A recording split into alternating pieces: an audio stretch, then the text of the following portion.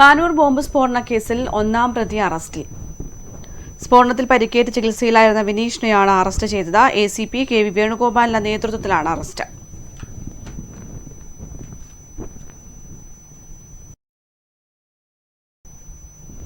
മനോജ് മയിൽ ചേരുകയാണ് കൂടുതൽ വിവരങ്ങളുമായി. മനോജ്, ഒന്നാം പ്രതി പാനൂർ സ്ഫോടന കേസിൽ ഒന്നാം പ്രതി ഇപ്പോൾ അറസ്റ്റിലായിരിക്കുകയാണ്. എന്തൊക്കെയാണ് വിശദാംശങ്ങൾ? കൃഷ്ണേന്ദു, പാനൂർ കുന്നൂത്തുപറമ്പിൽ ഏപ്രിൽ 5 പുലർച്ചെയുണ്ടായ ബോംബ് സ്ഫോടനത്തിൽ CPM പ്രവർത്തകനായ ഷെറിൻ മരിക്കുകയും വലിയ പറമ്പത്ത് വിനീഷിന് ഗുരുതരമായി പരിക്കേൽക്കുകയും ചെയ്തിരുന്നു. ഈ കേസിലെ ഒന്നാം പ്രതിയാണ് വിനീഷ്. രണ്ടാം പ്രതിയായിരുന്നു മരിച്ച ഷെറിൽ.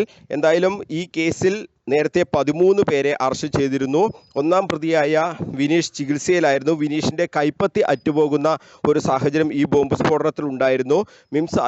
കോഴിക്കോട് മിംസ് ആശുപത്രിയിൽ ചികിത്സയിലായിരുന്നു വിനീഷ്. അതിനുശേഷം ഈ ബോംബ് സ്ഫോടനത്തിൽ കണ്ണിനും പരിക്കേറ്റിരുന്നു. അതിനെ തുടർന്ന് കോയമ്പത്തൂരിലെ ആശുപത്രിയിൽ ചികിത്സയിലായിരുന്നു വിനീഷ്. അവിടെ നിന്നും ഡിസ്ചാർജ് ചെയ്തതായി വിവരം കിട്ടിയ ഉടൻ തന്നെ പ്രത്യേക അന്വേഷണ സംഘം ACP KV വേണുഗോപാലിന്റെ നേതൃത്വത്തിൽ ഈ പ്രതിയെ അറസ്റ്റ് ചെയ്യുകയാണ് ഉണ്ടായത്.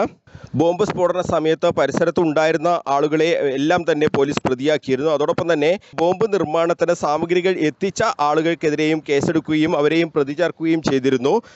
അങ്ങനെ 15ഓളം പേരെയാണ് പ്രതി ചേർത്തിരുന്നത്. അതിൽ വിനീഷിനെ മാത്രമാണ് അറസ്റ്റ് ചെയ്യാനുണ്ടായിരുന്നത്. വിനീഷിനെയും അറസ്റ്റ് ചെയ്തതോടുകൂടി പോലീസ് ഈ കേസിൽ കുറ്റപത്രം ഉടൻ തന്നെ സമർപ്പിക്കാനുള്ള നടപടികളിലേക്ക് കൂടി കടക്കും എന്നാണ് നമ്മൾ മനസ്സിലാക്കുന്നത്. എന്തായാലും പോലീസ് ഇക്കാര്യത്തിൽ ഈ പാനൂർ ബോംബ് സ്ഫോടനവുമായി ബന്ധപ്പെട്ട് തുടക്കത്തിൽ തന്നെ പറഞ്ഞിരുന്നത് 2 സംഘങ്ങൾ തമ്മിലുള്ള കുടിപ്പക, അവിടെ ഒരു ക്ഷേത്ര ഉത്സവവുമായി ബന്ധപ്പെട്ട് ഉണ്ടായ ഒരു തർക്കം, അതിനുശേഷം 2 സംഘങ്ങൾ തമ്മിൽ കുടിപ്പകയുണ്ടാകുന്നു.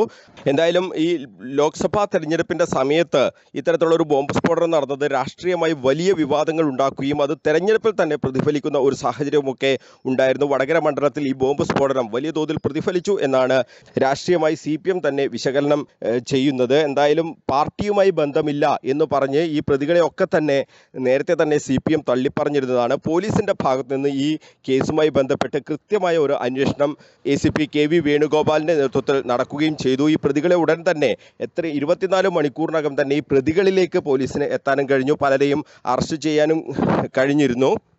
ഈ ബോംബ് സ്ഫോടനവുമായി ബന്ധപ്പെട്ട് കൂടുതൽ ചോദ്യം ചെയ്യൽ ഇനി പ്രതിയെ കസ്റ്റഡിയിൽ വാങ്ങിയതിന് ശേഷം ഉണ്ടാകാനാണ് സാധ്യത. കാരണം 2 സംഘങ്ങൾ തമ്മിലുള്ള കുടിപ്പക എന്നതിനപ്പുറം മറ്റേതെങ്കിലും രാഷ്ട്രീയ കാരണങ്ങൾ ഈ ബോംബ് സ്ഫോടനവുമായി ബന്ധപ്പെട്ട് ബോംബ് നിർമ്മാണവുമായി ബന്ധപ്പെട്ട് ഉണ്ടായിരുന്നോ എന്ന് കണ്ടെത്തുക എന്നതിനാണ് പോലീസ് പ്രാമുഖ്യം നൽകുന്നത്. അത്തരം അന്വേഷണങ്ങളിലേക്കും കടക്കും എന്നാണ് നമ്മൾ ഈ ഘട്ടത്തിൽ മനസ്സിലാക്കുന്നത്. കൃഷ്ണേന്ദു.